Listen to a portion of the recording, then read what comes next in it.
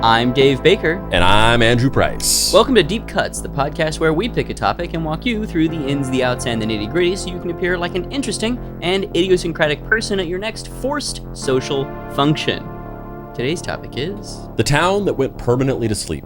So, who are the people of Kalachi, Kazakhstan? And why did an entire town decide to nap for days on end? Well, they didn't exactly decide, but... in a phenomenon that still has people confounded, years later, hundreds of villagers started randomly falling asleep for days. And by that, we don't mean got extra comfy on the couch. We're literally talking multi-day comas. This town fell into the world's largest nap, and even now, most people have yet to piece together even a semi-coherent answer as to why.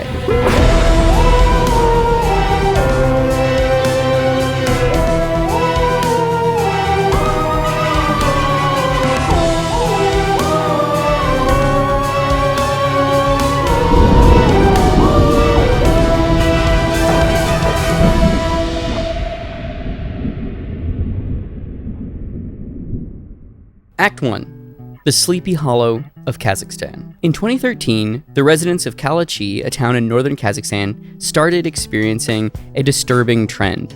Seemingly out of nowhere, otherwise perfectly awake people would slump over and drift into a profound sleep that could last anywhere from 2 to 6 days. This wasn't just a case of one or two residents needing a few extra winks. By some counts, nearly half the town's population fell victim to what locals called sleeping sickness. We should also add that this was a very rural village in a pretty lightly populated county. Kazakhstan is the 9th largest country in the world by landmass, but one of the least populated by square mile. When all of this started, our sleepy little hollow had a population of, any guesses? 3,600. 810 people. That's small enough. Price is Right rules, baby. That's small enough for the whole place to be familiar with one another. Entire families found themselves slumped over at tables. Neighbors were found passed out on the floor, at work, or even on the street. Classrooms full of children would all fall silent as students nodded off one by one, mid-sentence. The town was being overrun by an epidemic of sleep. Doctors, journalists, and self-appointed armchair detectives swarmed the town, each eager to solve the case. Was it food poisoning, gas leaks, some freak neurological disease? No matter how many medical tests, scans, or environmental assessments were run, the mystery only grew. People of all ages, backgrounds, health statuses, they were all affected, and they had reported similar symptoms: hallucinatory dreams, nausea, and grogginess upon waking. It was as if they'd been awake the whole time rather than snoozing for 72 hours straight. And while scientists scratched their heads, the townsfolk turned to their own explanations. After all, if one could find a smoking gun, or in this case, a sleeping gas, why shouldn't it be aliens? Andrew, when was the first time you heard about this story? Years ago. We have kind of a established canon of these types of episodes that we have done many of, which is there's a story that has been passed around the internet for years that I have written different various articles about and made different various little videos about at different companies I've worked at multiple times over. And we're now doing a longer, more in-depth dive into the story that I've kind of known the viral surface level version of for many years. And now it's now let's do the real thing where we get a little bit more of the nuance to it. So I've known about this story for years, and it's always just been the town that went to sleep forever. It's one of those, I feel like it's one of those stories kind of like the exploding whale or the killdozer or whatever. There's just videos that companies make that kind of go semi-viral every X number of months. Every 6 months you see a video about, did you know that there was a whale that washed up on the shore in Oregon and then got exploded? And yeah, but we have a reaction video to that. We do have a reaction video to that, but that's what I mean of a lot of the stuff we cover is very insular and frankly you and I are both like, is anybody going to ever give a shit about this? Or is this just something that's interesting to the two of us? And then there's also a bigger pool of episodes that are like, oh, let's do our version of X, Y, or Z, slightly more well-known story, and maybe hopefully dive a little bit deeper or excavate an area of it that isn't usually talked about. Yeah, and the other interesting thing about that I thought about doing this episode is that it's like a companion piece to another episode we've done, which is about the teenagers from the 1920s who fell into simultaneously and for no apparent reason fell into this extended coma / state of deep lethargy, to where they just like went to sleep and just stayed asleep for decades, and you could like rouse them and get them to wake up, but they would just be like, no, and then they would go, like they weren't in an actual coma. They had something called sleep sickness. And then this happened in the 20s, and in the 60s, a doctor figured out how to use this. I think it was Alzheimer's medication. Oh no, Parkinson's. There was a medication that was developed for people suffering from Parkinson's, and to minimize the tremors. And then he discovered that this same medicine could wake these people up permanently. And he did it, and all these people woke up in the 60s, and there was kind of some aftermath of it where a lot of them just became incredibly depressed because they went to sleep as teenagers and woke up as people in their 60s or whatever the timeline matches up as. And they were just like, yeah, my whole life just passed by, and I'm just an old person with no, all my family is dead, or my husband's remarried, and it was just really depressing for them. And this is an interesting companion piece to that, because there was essentially an explanation for what happened with those people. It was like this mysterious thing that happened, and nobody knew why.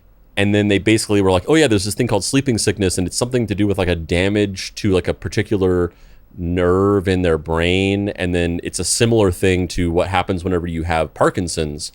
And so that's why that medication was able to basically treat that. This is a situation where it's a similar story. It's almost identical, to where like this large population of people in a very close proximity to each other all just like suddenly fell asleep out of nowhere.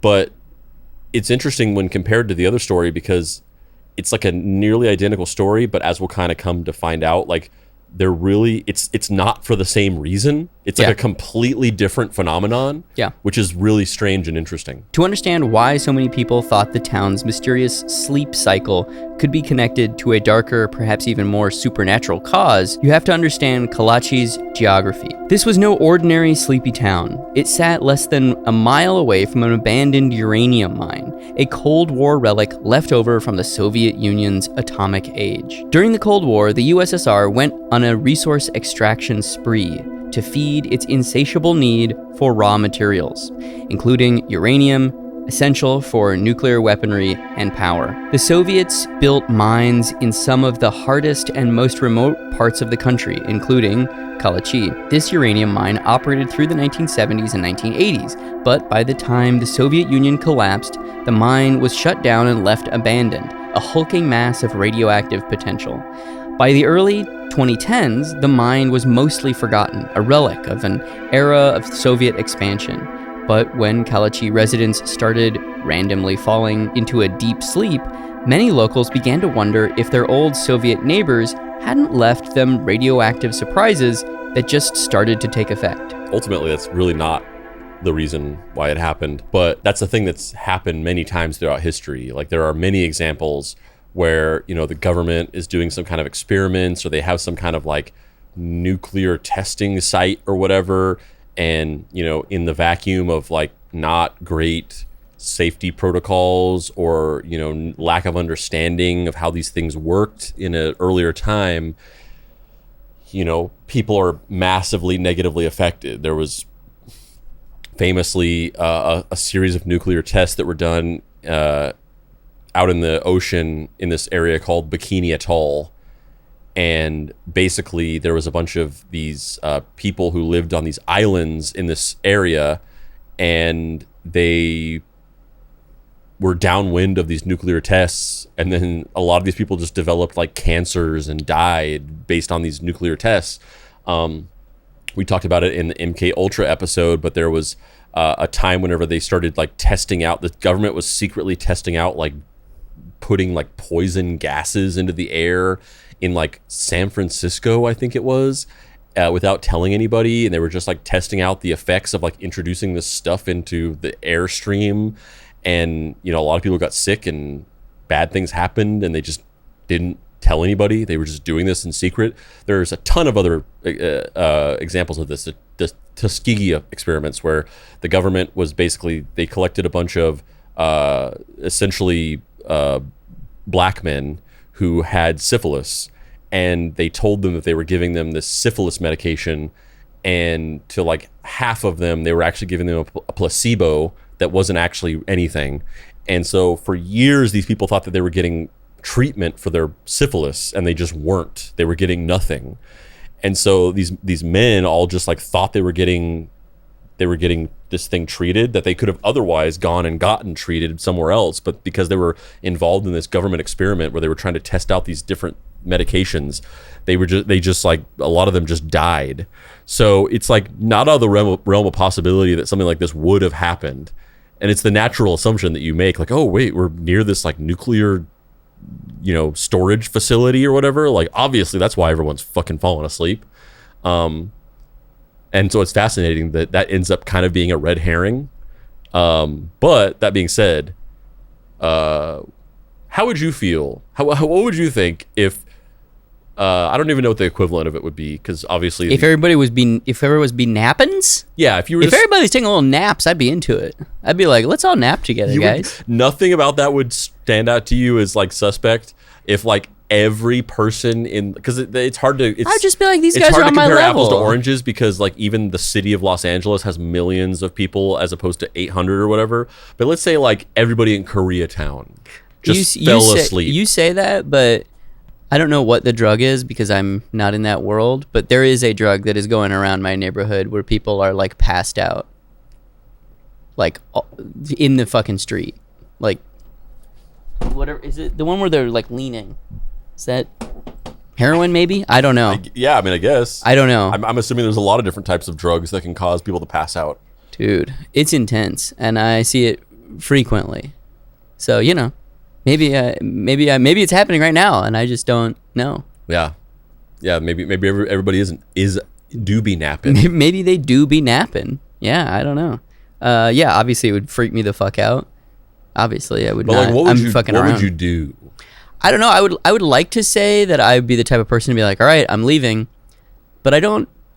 That's such a simplistic way of looking at it, because most people don't have the financial or logistical means to just get up and go. Yeah, especially like this is like their whole, like this is the entire town. Yeah. So like they can't really leave the town. Yeah. That's not financially viable for a lot of people. Not even just like poor people. Just like a lot of people. It's just like move out of town on a whim because something might be happening that could affect you or whatever. And it's also really hard to tell, you know, hindsight's 20/20, so you could look back and be like, yeah, that was bad. It was definitely a good idea to get out of there. But in the moment, you're just like, I don't know what the right choice is right now. Like this isn't like a zombie attack. Like maybe something's going on right now, and maybe I'll be affected by this, or maybe it'll just blow over. I don't know. So it's like a big decision to make in the moment, to be like, I'm gonna get up and leave town. When the unexpected started occurring, it's incredibly easy to just start blaming anything and everything without cause or reason. But as the saying goes, just because you're paranoid doesn't mean they're not out to get you. And as it turned out, government scientists detected elevated levels of radon, a radioactive gas, in Kalachi. Radon is a well-known threat in areas with significant uranium deposits, as it can seep up from the soil and into buildings, accumulating to dangerous levels. Exposure to radon can lead to severe health issues, most commonly lung cancer. But here's the kicker.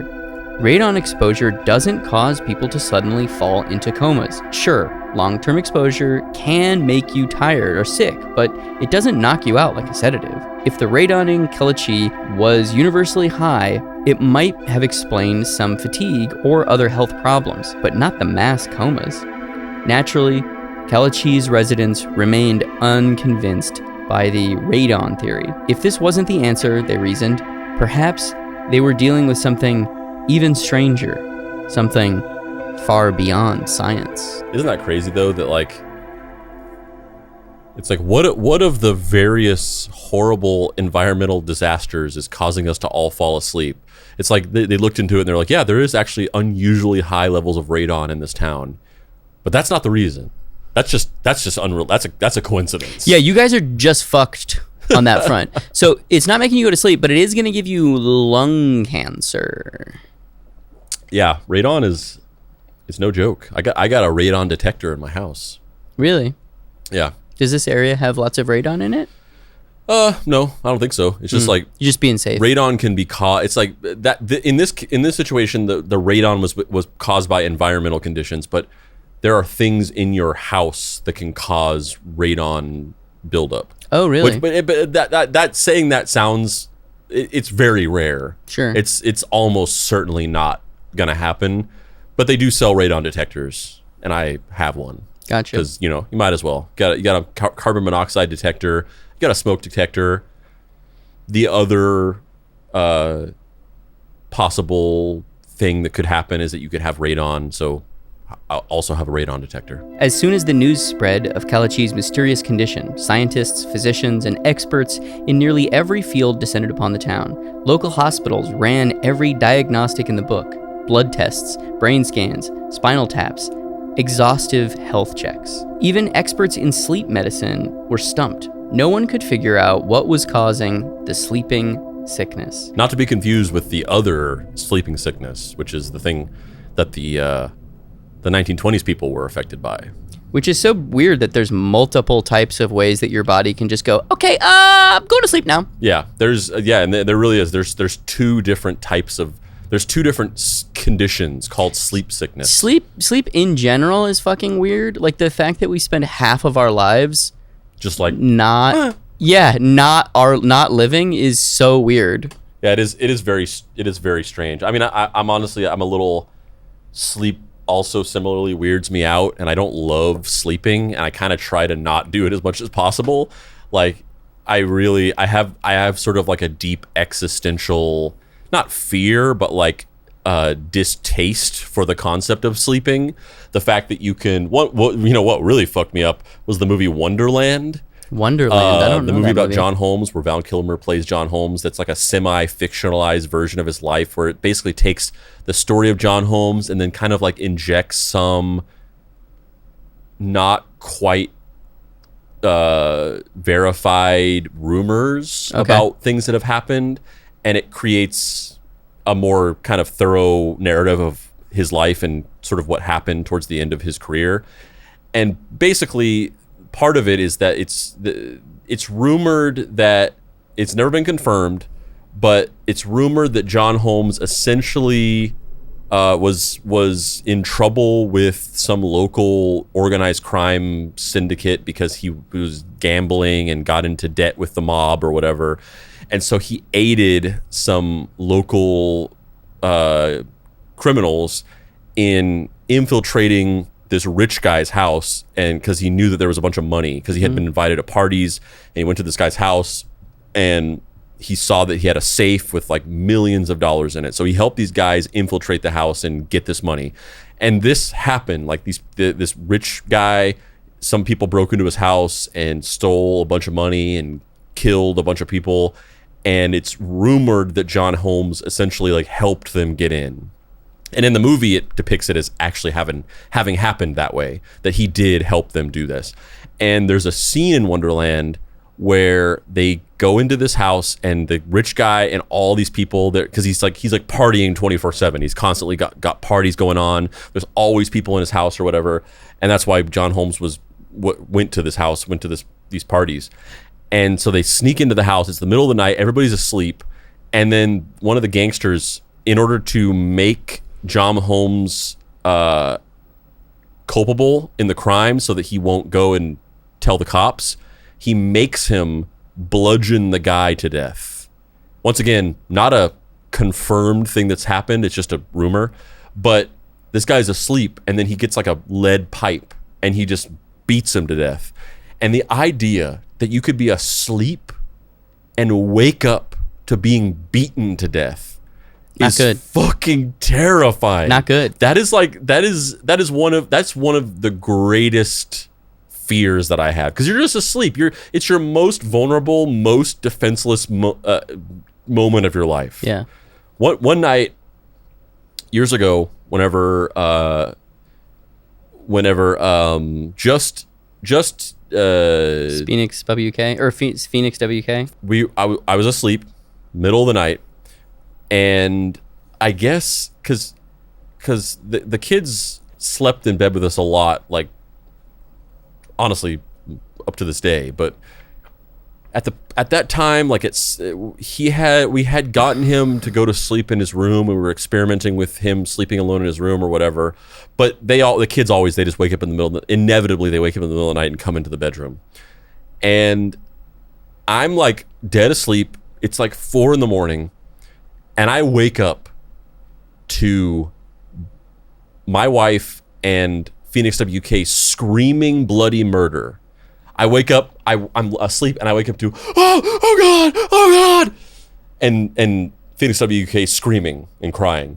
And I thought we were being murdered.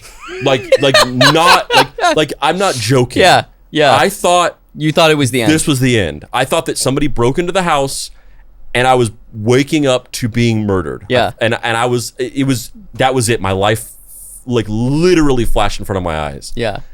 Did you actually experience the thing where people say that they, experience their whole life again, or they think about it wasn't exactly questions. that, but I experienced the surreality of being a person who intellectualizes that the world is a dangerous place, and that there could be a worst case scenario event that happens one day where you die, whether it's in an accident or somebody killing you or something like that. Yeah.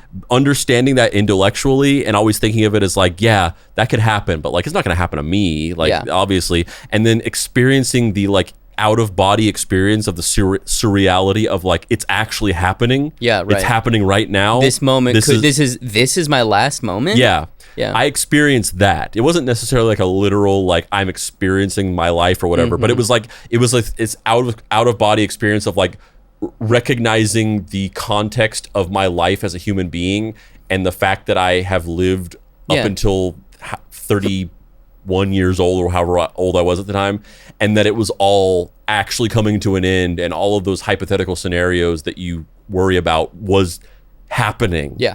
I experienced that. Turns out my son just woke up in the middle of the night, came into the bedroom, and it scared my wife. And she started screaming, which caused a chain reaction of him screaming. And I was just like, what are you doing? Who screams like that? Who acts like they're being murdered? What the fuck? What is wrong with you? Yeah. But I thought I was going to die. But I digress. It's a horrifying prospect. So I, like I said, I don't fear sleeping, but the concept of it is like, I just don't like it. I'm not a fan. Sure. And a part of it is also just like, feeling like there aren't enough hours in the day to be able to accomplish all the things that I want to accomplish. And then sleep is just like another obstacle. It's like, if you didn't have to sleep, you got 12 more hours to do stuff. So it's like it's just this really unhealthy relationship that I have with sleep, where I just really don't like it as a concept. Yeah. And I'm just like fighting it at all times. So yeah, the idea that you would be like forced into sleep is pretty scary. It's involuntary. And the fact that you wake up and you hope that you've only lost like half a day. Yeah. You wake up, you've lost 4 days. You wake up, you've lost a week. You wake up, that's... You go to sleep in the 1920s and you wake up in the 1960s. Like, that is horrifying. Yeah. Or just like normal situations where, not normal, but like not these freak occurrences, but just somebody who falls into a coma because they hit their head or... Have a stroke or whatever. And it's the same thing. That happens. Yeah. Where you wake up one day, if you wake up at all from this coma, and it's been 5 years. Yeah. And your wife is remarried or whatever. Yeah. Like that's scary. Yeah. And It is. and it all hinges on this idea that once you go into a state of unconsciousness, you are just not in control Yeah. anymore. At first, locals were genuinely terrified. After all, who wants to fall asleep in public and wake up days later in the hospital? Even the Russian news media picked it up on the mystery, covering the story with the eerie sci-fi tone that only added to the fear. Articles painted Kalachi as a post-Soviet ghost town haunted by an unsolvable case. If there were lingering fears of Soviet radiation monsters, they didn't help calm the town's nerves. Bro, I love Soviet radiation monsters. That's my favorite exploitation film of the 1970s. Me too. Yet, as most people succumbed to the sleep epidemic, the initial fear began to give way to a new, unsettling normal. One notable incident involved a group of school children who, mid-morning, collectively began nodding off in class. Their teacher, understandably perplexed, thought it was some kind of elaborate prank, like an insanely lazy flash mob. But then he noticed the earnestness in the students' slumber. They weren't joking. Class by class, Kalachi's younger generation was being pulled into a sleep none of them could resist. At this point, the town's sleep epidemic wasn't just a quirk, it was a community crisis. It's also just like the laziest, like, disaster. It's genuinely scary. It's like, why the fuck are all these people falling asleep? What the fuck is going on? But it's also just like, we're just gonna lay down a little bit here. Yeah, We're just gonna lay down just for get a a little little nap bit. in. It's all these people just being like, come back later. And it's simultaneously really scary, but also kind of goofy, kind of silly. I'm kind of surprised. It's like Red Dawn, but instead of one day out of nowhere, there's all these students just hanging out in class, and then a Russian soldier fucking halo drops from the sky. It's just like all these students in a class, and then they're all like, I'm gonna put my head on my desk now. I'm kind of surprised that they've never tried to make a horror movie out of this, either in the way of like everybody's falling asleep and our protagonist has to try and stay awake, or why was this never used in one of the Nightmare on Elm Street sequels, where like Freddy engineers a situation where this sleeping sickness gets spread across the town? I think you have the iPad, but I think that Nightmare on Elm Street was loosely based on this. It's not based on this. It's loosely based on a situation in the Philippines, which was covered in the LA Times. Oh yeah, there was like a bunch of young men who were like scared to go to sleep because they thought they were gonna die. and then they went to sleep and then they did die. Was that what it was? I believe it was a group of, I want to say, Filipino immigrants who had come to the States, and they had all had this thing where none of them wanted to go to sleep. And it was like a clique of like, I want to say like 3 or 4 dudes, and 3 of them went to sleep and did die. Yeah, that was. And that so was, the I was fourth guy was like vaguely remembering that and thinking it was pounding this, coffee, trying to stay awake. And that's where Wes Craven got the idea of like, oh, what if there was a demon that was going, it through these guys' dreams and trying to kill them? And that's where Freddy Krueger came from. And like this idea of a small town. I like how you said that as if that was just the natural next assumption. Like, oh, right. What if there was a demon that was going through their brain? Like Right. Right. But like it carrying that tradition on of either one of those ideas of people going to sleep and waking up 30 years later, that's a good idea for like a legacy sequel for Nightmare on Elm Street, where you have a bunch of the original characters coming back as older people and they've missed out on a lot of their lives. Or this, where it's like an entire town that's suffering from this sleep sickness and going to sleep, and Freddy's using it to stoke up fear. Like, either of those sound like great ideas for a nightmare movie. Yeah, but old Mr. Craven isn't around. Well, they've made a lot of them without him involved, unfortunately. We don't want our boy Lenny Harlan going back in the reins. No, we fucking don't.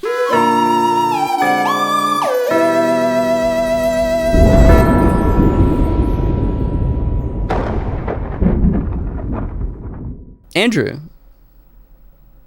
Dave. I know you're a little tired, as am I. But like, instead of sleeping, why don't you tell people about like where they could find the show on the internet, or like what you've been up to recently? This is like the worst one of those like transition into a sponsored ad in a podcast. Yeah, but yeah. it's not a sponsored ad. We're not even making money from it. No. But tell people about this. What you got going on there, big guy? Yeah, so I got a book. It's called Deadbolt Private Eye. It's a comic about a robot detective in the future who solves crimes and deals with the existential quandaries that are revolving around the idea of artificial intelligence and whether it is sentient and what counts as human sentience and what does it mean to be alive. And he's dealing with all those things as he's trying to solve a sort of like hard-boiled detective Dashiell Hammett, Raymond Chandler style mystery. And you can get that by going to dapricerights.com, and it's in my shop. You can also go to find us on social media by searching Deep Cuts Podcast on Facebook. There's a Facebook group where some people hang out and talk about the show and make memes and so on and so forth. It's a cool little community of listeners. You can join that by just searching the Deep Cuts Podcast Facebook group. You can also join our Discord server by going to bit.ly.com/deepcutsdiscord. It's another cool little community of people who talk about the show, make memes, play games, so on and so forth, just shoot the shit, basically. You can follow us on Instagram by searching Deep Cuts Pod. You can follow us on TikTok by going to @MysteryTreehouse. And you can follow me on TikTok by going to @TreehouseDetective, where I make short form explainer and fact videos, kind of like a mini version of Deep Cuts, just fun little fact videos and me telling stories about interesting things that have happened in pop culture history and stuff. You can also read my long form article content by going to my Substack, substack.treehousedetective.com.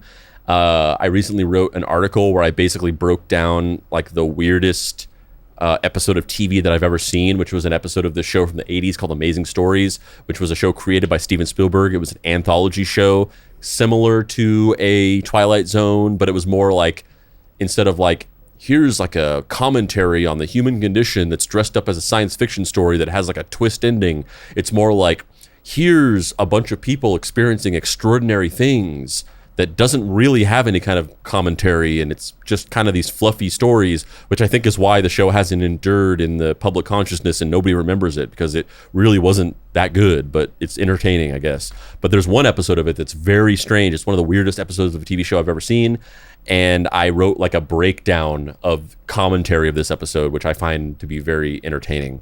And I'm currently working on an article that is why the 1990 Teenage Mutant Ninja Turtles movie is the perfect film, and I'm just breaking down why it's a perfect film. So you can subscribe to my Substack to get content like that. Davy Wavy Davy Davy Dave. Do you have anything to plug? You can find me on the internet at heydavebaker.com. You can find my books, Mary Tyler Moorhawk, Halloween Boy, Forest Hills Bootleg Society, all kinds of comics there. You can also find Mary Tyler Moorhawk at bookstores, comic book stores, wherever. It's cool. Babbage's. It's a half. Is that a real place? It was. This doesn't exist anymore. Oh, okay, fair enough. It's a half novel, half graphic novel. Walden Books. Borders.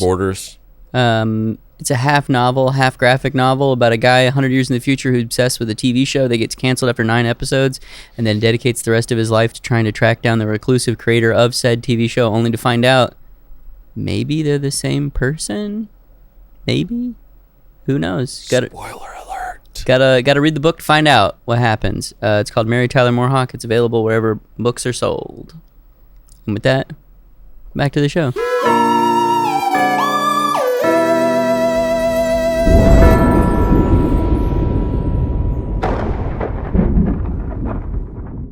Act 2.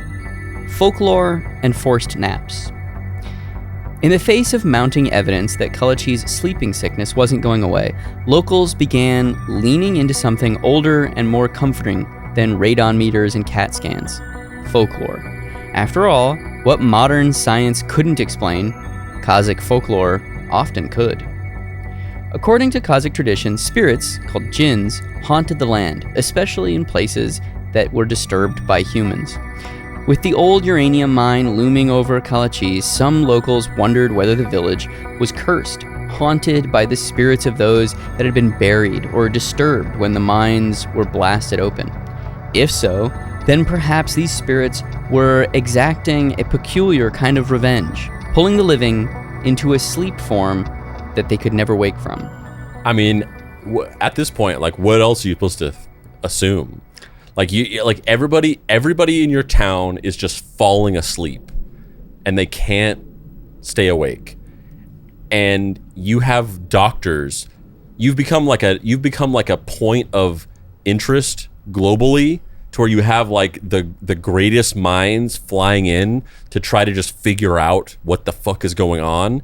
So it's not like you have some like local quack doctor. You have like people flying in from all over who are just doing all these tests. They're doing blood tests, brain scans, and everybody is just like, I don't know, you're just falling asleep. Like, what else are you supposed to think other than, it's some fucking, you've disturbed some ancient gods. I mean, it's got to be so terrifying. I'm only half joking. I completely get it. And I think it's got to be so terrifying too when it's like the powers that be, like, you're this small town, the powers that be of the USSR and the US are at each other's throats in this giant war over ideas. Like, it's not even over land. It's just like, which is a better governing principle, capitalism or communism? And you're like, I don't give a fuck about that. You know what I want to do? I want to like be able to live a life where I'm not like in active pain. Oh wait, I can't even live a life where I'm doing anything other than sleeping now? That's how fucking dark this is? Like, that's crazy. Yeah. So to the degree that I'm joking or whatever, like, I don't know if I would default to like it's a god's curse or whatever, but this is like a really good microcosm of kind of why these types of mythologies even because you're looking for an externalize explanation themselves in the first place, which is like, all these mythologies were created when people just didn't know anything about anything. They didn't understand, there hadn't been all these scientific and medical advancements and understanding of certain things. So in a vacuum of like, sometimes somebody just gets really sick and just dies for no reason, and we don't know why, because we haven't like developed the medical technology to figure out like, oh, this person got pneumonia or this person got brain cancer or whatever. You come up with mythologies for why these things are happening, and this is like a more contemporary version of that, where this is relatively recently. There was the medical understanding, there was the technological advancement, there was the more contemporary understanding of the human body and things like that, but they still didn't know what the fuck was going on. So you have these people being like, God damn, like, what, this happened in like the early 2000s. We're in the year 2000 and people don't know why we're falling asleep. It's gods. In Kazakh tradition, dreams can be messages from ancestors, omens, or even interactions with spirits. Given the vivid and disturbing dreams experienced by those afflicted with the sleep sickness, it wasn't much of a stretch for the residents to suspect they were dealing with something supernatural. But not everyone bought into the ghost theory. In fact, some residents had an even stranger idea. Could it be that Kalachi's long-closed uranium mines were still being used for covert purposes? Maybe the town's sleep epidemic was actually a Soviet experiment that had laid dormant, waiting for its time to wake up, or put people to sleep.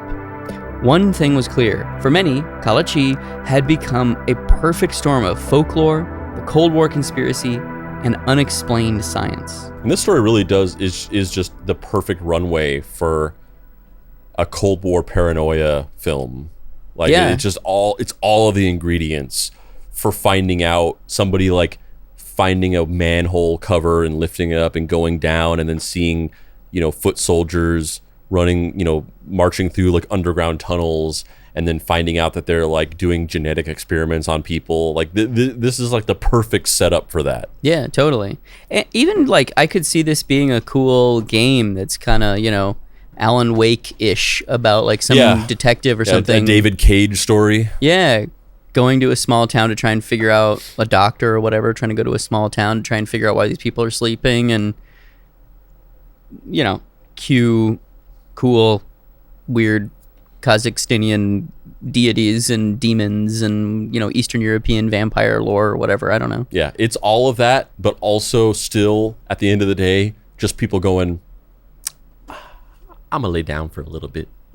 I'm just getting a little dozy. I think I'm just gonna lay down for a minute. With no clear answer in sight, the Kazakh government was eventually forced to take a drastic action. By the end of 2015, a full 2 years after the epidemic began, they decided to evacuate many of Kalachi's residents and offer them a new home elsewhere.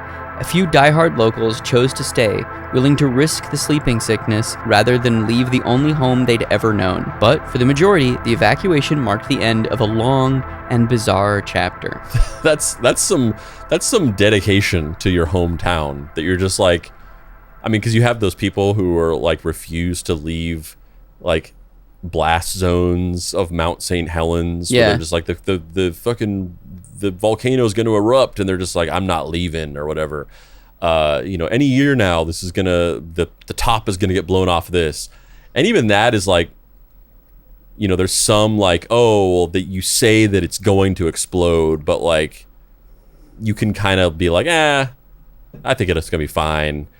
There's some level of separation between the actual real thing that could potentially happen and like right now, currently. Well, especially because they didn't know what was causing it at this point, so they were just like, I am so scared of doing something new that I'm willing to risk what I empirically know is an unexplained negative phenomenon. And people are currently like falling asleep. And it's like, maybe falling asleep isn't like the worst thing in the world, but it can't be good. Yeah, it can't be good. Whatever's happening right now where you're falling asleep uncontrollably and staying asleep for days can't be good. Yeah. There's something getting fucked up. Yeah, shit. Something in your body is getting punched. Yeah. There's like a little anthropomorphic evil, entity that's just like punching your fucking liver or whatever. Yeah. Like something bad's going on. Yeah. So, what was the official explanation?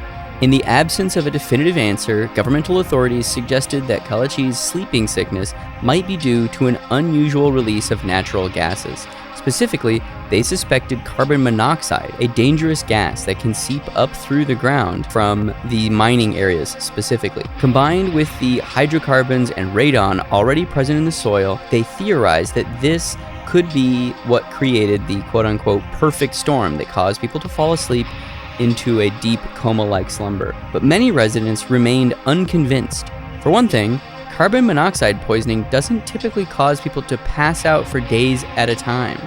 And besides, how could such an obvious and dangerous gas have been missed in earlier tests? To this day, many former Kalachi residents still believe that there's something else going on, something that goes beyond the simple mechanics of gas leaks and radioactive decay. Yeah, and the thing is, like, I don't think I'm necessarily spoiling anything here to say that like we really didn't. There's no real definitive answer of this. Like we're not getting to the answer. They still really don't quite know why this happened. I think probably in reality it's something probably similar to what they're saying that they theorize it is, which is just like a confluence of a bunch of different like environmental things coming together to create this sort of like hostile environment that causes this sleeping sickness. And it's, maybe it's a combination of carbon monoxide, but like, it's like, it's not you in a garage with the car running where you're getting this, like your entire breathing air is getting replaced by carbon monoxide, which, you will die from. It's like carbon monoxide being thinly dumped into the air of an open air, town, where there's maybe like some trace amounts of it that you're breathing in on a regular basis, maybe some other aspects that are coming together. I think it's probably something like that, though we don't fully know, so who could tell? But whatever it is, whatever the answer is, it's just like, man, like, if that is the case, it's just like, hey, you're like a poor little town that's racked with poverty and at the whims of all of these experiments and wars, and you're sort of treated as this like cannon fodder for these ongoing conflicts and government experiments that are happening. And this is just like the static buildup of that, where it's like this one little town that has just been so fucked up and like ecologically raped by government entities in their various campaigns and initiatives, that it's causing this weird phenomenon where they're all just falling asleep. Like, this is like the physical manifestation of tiny impoverished communities just being screwed over thoroughly by large mechanisms of power that just only care about servicing and forwarding their own will and initiatives at the expense of just like normal people who are just trying to live their lives and get by. And it's just like, this is like all of that coming together to create the cinematic universe of let's fuck over these poor people. Today, Kalachi is quieter than ever. The town has been mostly evacuated, with many of its residents relocated to safer parts of Kazakhstan. Even in their new homes, some former Kalachi residents still report strange dreams, unexplained fatigue, and a lingering sense of unease, as if the sleeping sickness has followed them, defying all attempts at explanation. While scientists continue to debate the cause of Kalachi's peculiar epidemic, the rest of us are left with one of the 21st century's strangest mysteries. I love the idea that it is something greater than just like, it's raiding, guys. Don't worry about it. It's fucking radon. Yeah, it's not radon, it's Raiden. Oh yeah, it's Raiden, the fucking, I don't know what's going on here. God of Thunder. It's the Mortal it's the Mortal Kombat guy Raiden. Which I love that idea. I think it's probably some version of, what we've been talking about, some collective, it's fucking, it is carbon monoxide, but when carbon monoxide is combined in a way that we're not familiar with, the byproducts of the mining, like it has this effect which dilutes the carbon monoxide, which causes people to not notice it and it not trigger in tests and so on and so forth. But I really wish that it was something crazier. Yeah. Well, I mean, in the vacuum of not knowing, it's you can imagine what anything that it is. There's no telling. The thing that I find so fascinating is just the fact that it is this happened in like 2013, 2014 or whatever. Like, we have like a current, very contemporary mystery that nobody has figured out, which become increasingly few and far between as time goes on. Yeah, like we eventually kind of figure things out. There's still a handful of mysteries out there, but we're knocking them out one by one. Like for a long time, nobody knew how bees were able to fly. They couldn't figure out the physics of how the smaller wings were able to keep the bee flying. And then they actually just figured that out like 5 years ago. They figured out that the bee wings don't flap normally, they spin, and it causes a different type of thrust. We knocked that mystery out. There's fewer and fewer mysteries that we have, because we just are getting smarter and figuring things out and understanding more about the universe and getting dumber at the same time.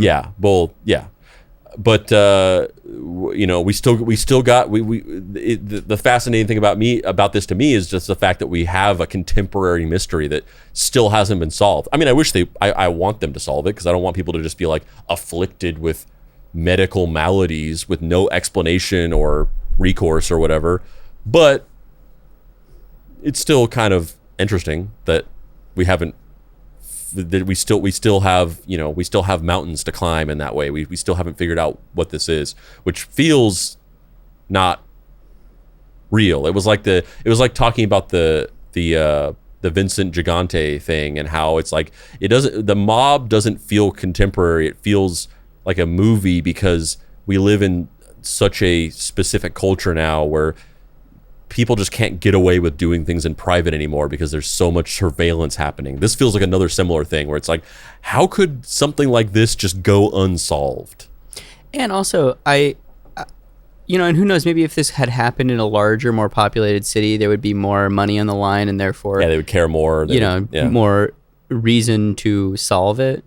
In fact, that's nearly inarguable. Like, of course that would have happened. Yeah, it's kind of like how everybody thinks that they just rushed the development of the COVID vaccine because they didn't. A lot of people don't realize that we pretty much almost had a complete COVID vaccine, and we've had it for like 15 years, but there wasn't enough funding to like push it over the edge.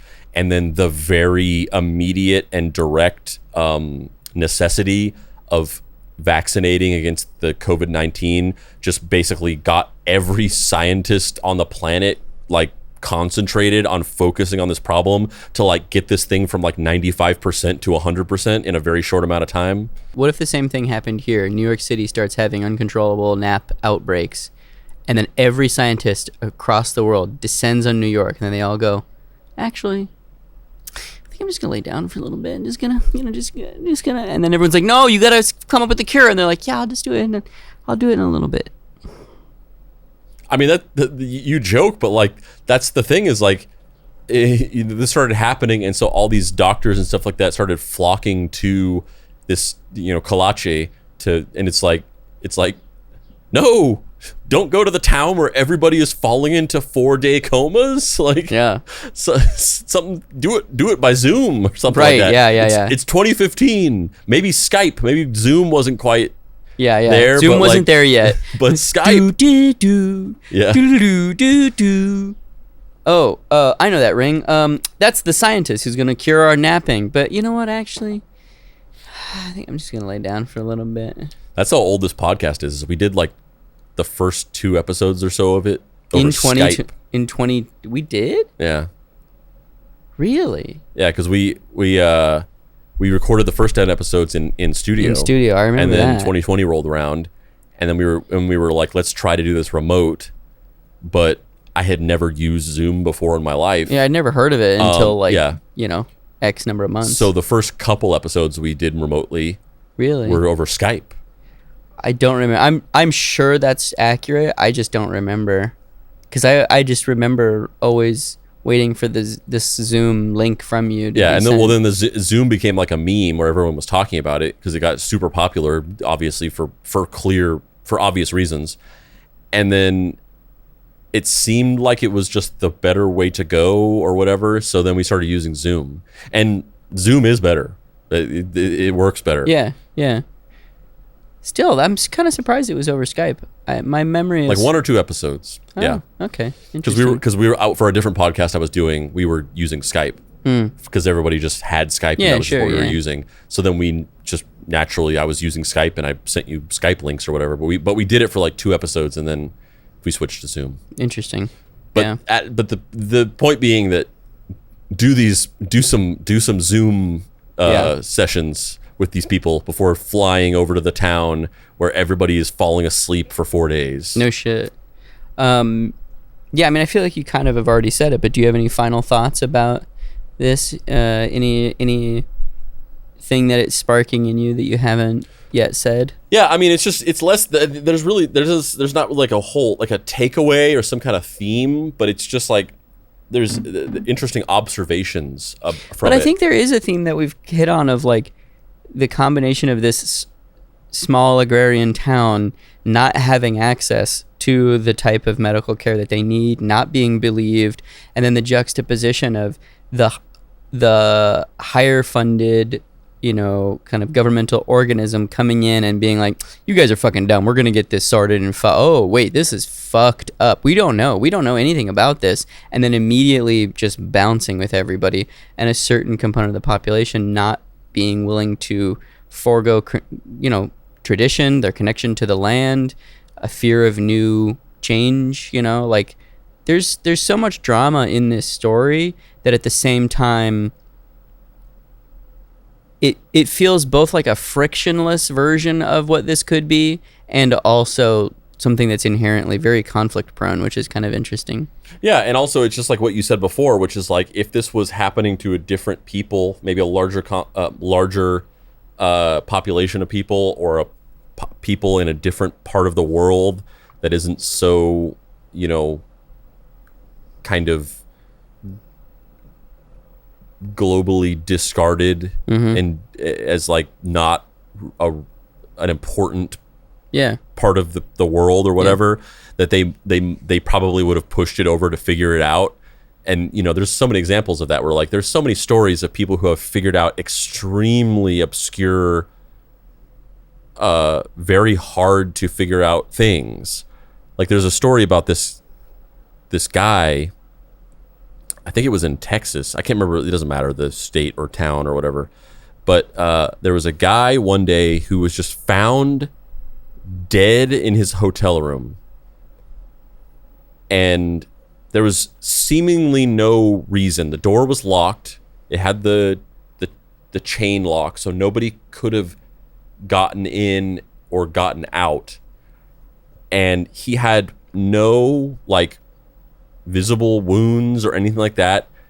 And they did an autopsy, and they couldn't find anything wrong with him. They were just like, this guy just died. He didn't have a heart attack. He didn't have a stroke. He didn't have a brain aneurysm. I have no fucking idea why this guy died. And for years they just were like, I don't know. This guy just like, his soul left his body. But then like, people just didn't want to let it go, and they just were really captivated by this story, and so people just kept investigating this one guy's mysterious death. And eventually, I think it was like 5 years later, they figured out what happened. And basically what happened was, this guy was staying in this hotel room, and next door to him, there were these like 4 guys who were staying, who had been at some gun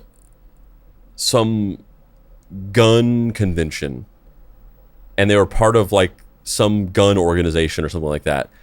And so they're in their hotel room, and they're messing around, and they have all these guns. And they shoot through the wall, and they're messing around. And the guy in the hotel room, he was laying in bed, and he was like laying on the bed like sideways like this. And they got into this, like, they were horsing around with their guns, and one of their guns accidentally went off, and the bullet went through the wall, and it perfectly went through his testicles, and it like shot up into his body, and it exited. I forget how it exited, but at any rate, the way that it entered his body and left, it like, you couldn't tell that he had been shot. It had shot him in just a particular way, where like the entrance and exit wound just were hidden and you couldn't see them, and it didn't leave any like noticeable damage in his body. So he got shot and it killed him, but like, there was no evidence that he had been shot. Yeah, so he just appeared like he just stopped living. Yeah, and they kept investigating it, and there was journalists and people who were, and basically there was a journalist who figured out that these guys from this gun show thing were in the room next to him, and he dug into it, and he investigated it, and he got them to go back and look at the room, and they discovered this bullet hole, and they basically uncovered the whole thing and figured out that these dudes shot this guy on accident, and then they covered it up. They didn't tell anybody that the gun went off. They just kind of hoped that it was all okay, and they left the hotel, and those guys ended up getting arrested and going to prison like 5 years later for killing this guy. Did they know that they killed him, or they were just like, oh, a bullet went off? Oh, yeah, no, the bullet went off, and then they were just like, hope that was okay. Yeah. And then they just left, and they hoped that they would never hear about it again. And then 5 years later, this journalist just like got interested in the story, and he just kept investigating, and he basically figured out and patched this whole story together. And then they got arrested. And it's a similar thing where it's like, if they can figure out that, which was like a pretty obscure thing, that like all it would take is just people just not being interested in it enough, and that would have just went away. Nobody would have ever known the answer to that. It would have just been a mystery forever. But there was that 1 or 2 people who just couldn't let it go. And then you look, and then as juxtaposed to this is a much larger scope of a story than this one guy who mysteriously died in a hotel room. But it just seems like there was just not enough momentum behind anybody just really trying to figure it out. Yeah, because it's poor people. Yeah. You know? Poor people? Nah, I don't give a fuck. Nah.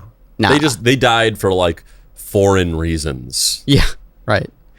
Well, on that note, I'm Dave Baker. And I'm Andrew Price. This has been Deep Cuts. If you'd like to find me on the internet, you can do so at heydavebaker.com. You can find my book, Mary Tyler Moorhawk, wherever you get graphic novels. Andrew, where can people find you on the internet? You can get my book, Deadbolt AI Private Eye, by going to my website, dapricewrites.com, and picking up my comic. It's about a robot detective from the future solving crimes and dealing with existential ennui. You can follow us on social media by going to Facebook and searching Deep Cuts Podcast. You can join our Facebook group, the Deep Cuts Podcast Facebook group, where we talk about the show, we make memes, we hang out. You can also join our Discord server, bit.ly.com/deepcutsdiscord, where we talk about the show, we make memes, we hang out, we play games, so on and so forth. Cool little community there. You can follow us on Instagram at Deep Cuts Pod. You can follow us on TikTok at Mystery Treehouse. You can get some merch from us by going to our shop, deepcutspod.com. Click on the shop. We have hats, t-shirts, onesies, fanny packs, so on and so forth, with cool Deep Cuts graphics on it. You can also follow me on TikTok by going to @Treehouse Detective, where I make cool short form fact and explainer videos. And you can read my long form article content by subscribing to my Substack, substack.treehouse.com, treehousedetective.com. And I'm going to take a nap. I'm just going to lay my head down. Okay. Anywho.